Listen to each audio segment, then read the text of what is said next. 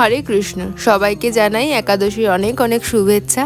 আজকে একাদশী উপলক্ষে নিয়ে এসেছি 4টি স্পেশাল রেসিপি, যেটি আপনারা একাদশীর দিন নিজের বাড়িতে বানিয়ে প্রভুকে ভোগ লাগিয়ে প্রসাদ পেতে পারেন। তো চলুন শুরু করা যাক। প্রথমেই একটা সাবুর রেসিপি বানাবো। তার জন্য প্রথমেই মোটা সাবু 1 ঘন্টা ভিজিয়ে রেখেছিলাম এবং তার সাথে আলুগুলো এরকম কুচি করে সেদ্ধ করে নিয়েছিলাম। এরপর টমেটো এবং লঙ্কার একটা পেস্ট বানিয়ে নিতে হবে এবং তার সাথে নিয়ে নিয়েছি বাকি মশলাগুলো।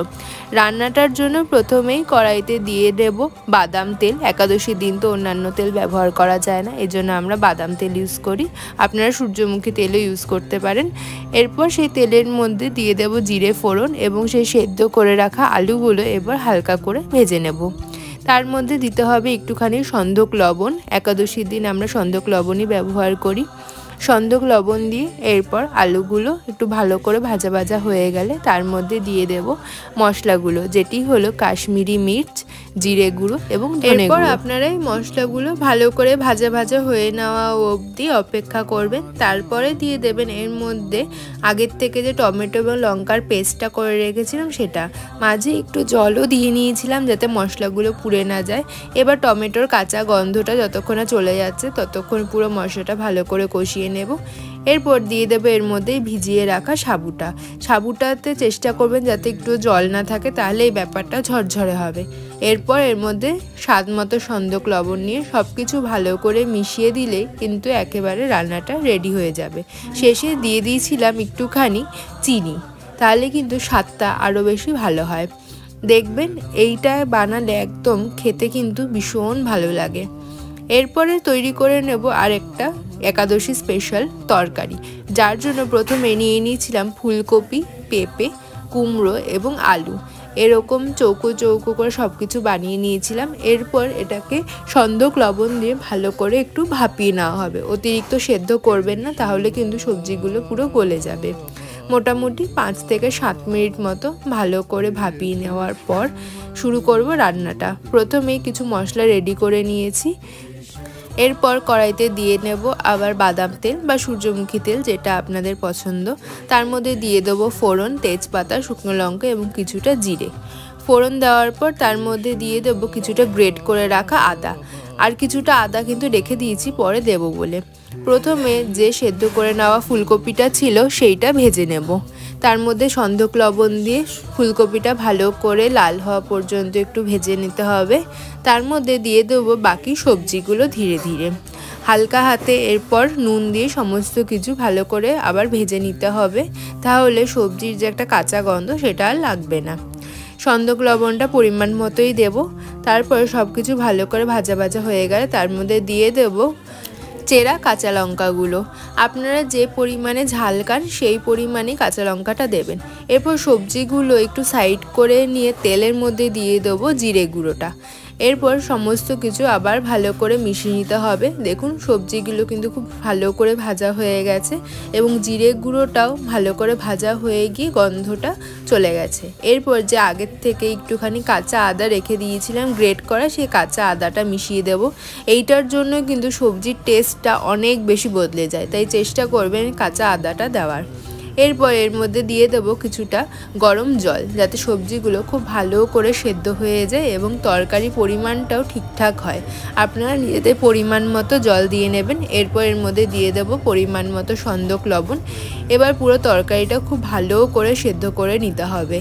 দেখুন একদম তরকারিটা কিন্তু রেডি হয়ে গেছে। শেষে দিয়ে দেবো 1 চামচ মতো ঘি এবং কিছুটা চিনি, তাহলেই কিন্তু আমাদের পুরো সবজিটা রেডি। যারা ধনেপাতা খেতে পছন্দ করেন তারা কিন্তু ধনেপাতাও দিতে পারেন। চলুন এরপর বানিয়ে নেব একটা একাদশী স্পেশাল লুচি। তার জন্য প্রথমে আলু সেদ্ধ করে নিয়ে এরকমভাবে চটকে নিতে হবে এবং তার সাথে কিন্তু সাবুটাকে একদম শুকনো আমরা গুঁড়ো করে নিয়েছি।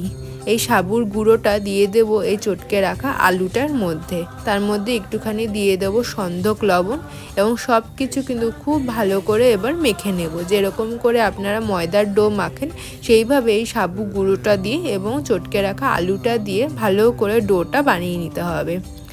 চেষ্টা করবেন গরম জল দিয়ে ডোটা মাখার, তাহলে কিন্তু খুব সহজেই আপনারা মেখে নিতে পারবেন। গরম জল সাহায্য করবে এই সাবুর যে গুঁড়োটা রয়েছে সেটাকে একটু স্ট্রেচি বানানোর জন্য। এরপর ডোটার থেকে ছোট ছোট করে লেচি কেটে নেব এবং হাতের সাহায্যে কিন্তু এরকম করে চ্যাপটা করে নেব, কারণ হাতের সাহায্যে কিন্তু এগুলো ভালো হবে, বেলতে গেলে সমস্ত কিছু ভেঙে যেতে পারে। এরপর তেলের মধ্যে একদম হালকা হাতে 2 পিঠ ভালো করে ভেজে নিলে কিন্তু রেডি হয়ে যাবে সাবুর এই লুচিগুলো। খেতে কিন্তু ওই তরকারিটা দিয়ে ভীষণ ভালো লাগে। এরপর বানিয়ে নেবো আরেকটা মেন কোর্স, যাকে বলা যেতে পারে একাদশী স্পেশাল। তার জন্য প্রথমেই কিনোয়া নিয়ে নেব। কিনোয়া আপনারা যে কোনো অ্যামাজন, ফ্লিপকার্ট অথবা জিও মার্টের মতো জায়গায় পেয়ে যাবেন, বা মোর সুপার মার্কেটেও কিন্তু পাওয়া যায়। পরিমাণ মতো কিনোয়া নিয়ে 4 থেকে 5টা সিটি মেরে নেবেন। তারপর একটু গাজর এবং ক্যাপসিকাম আমরা সন্দক লবণ দিয়ে ভাপিয়ে নিয়েছিলাম। এরপর তেলের মধ্যে দিয়ে দেবো ফোড়ন। প্রথমেই তেজপাতা, এলাচ, দারচিনি, লবঙ্গ অর্থাৎ গোটা গরম মশলা ফোড়ন দিয়ে নিতে হবে। তারপরে দিয়ে নেব এর মধ্যে কিছুটা গ্রেট করে রাখা আদা। এটাতে আর কাঁচা আদা রাখার প্রয়োজনে আপনারা যতটা আদা গ্রেট করবেন সবটাই কিন্তু দিয়ে দিতে পারেন। এরপর সব কিছু ভালো করে একটু ভাজা ভাজা করে আগের থেকে যে গাজর এবং ক্যাপসিকামটা ভাপিয়ে রেখেছিলাম সেটা দিয়ে নেব এবং দিয়ে দেব পরিমাণ মতো সন্দক লবণ। এরপর এই গাজর এবং ক্যাপসিকামটা ভালো করে আবার ভাজা ভাজা করে নিতে হবে। ভাজা ভাজা হয়ে গেলে তার মধ্যে দিয়ে দেব আগের থেকে ভিজিয়ে রাখা কাজু এবং কিশমিশ। কাজুগুলো একটু হাতের সাহায্যে ভেঙে নিয়েছি এবং কিশমিশগুলো চেষ্টা করেছি একটু টুকরো টুকরো করে দেওয়ার।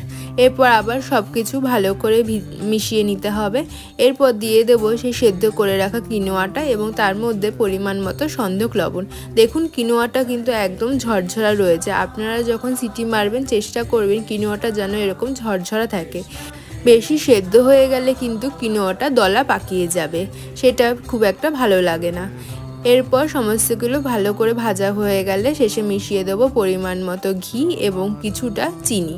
তারপর সব কিছু আবার হালকা হাতে মিশিয়ে নিয়ে দিয়ে দেবো একটুখানি জায়ফল গুঁড়ো এবং গুঁড়ো দুধ। এই জায়ফল গুঁড়ো আর গুঁড়ো দুধটা দিলে কিন্তু ভীষণ সুন্দর একটা ফ্লেভার আসে এবং খেতেও খুব ভালো লাগে। এরপর সব কিছু আবার হালকা হাতে মিশিয়ে নিয়ে কিছুক্ষণ ঢাকা দিয়ে রেখেছিলাম যাতে ঘিয়ের গন্ধটা এবং জায়ফলের গন্ধটা প্রপার হয়ে যায়। তাহলে কিন্তু রেডি হয়ে যাবে কিনোয়াটা। এই ছিল আমাদের আজকের 4টে একাদশী স্পেশাল রেসিপি। আশা করছি আপনাদের ভালো লাগলো। ভালো লেগে থাকলে লাইক করে দেবেন, কমেন্টে জানাবেন, শেয়ার করবেন নিজেদের পরিবারের সাথে। ভালো থাকবেন। ধন্যবাদ। হরে কৃষ্ণ।